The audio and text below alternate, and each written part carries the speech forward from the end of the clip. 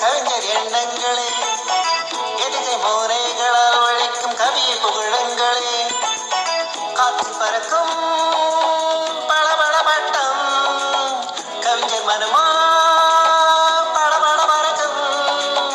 சிறந்த நடுவர்கள் இங்கு உண்டு, வழமை தவறாது நடப்பர் இங்கு, பாசம் கொண்ட பணிப்பாளரை பாசமழை இங்கு தினமும் வழிந்தோடு. ஈரவிழி தளமே தளமே மிக இனிமையே, கவிதை புனையும் இடமே இடமே அது இளமையே.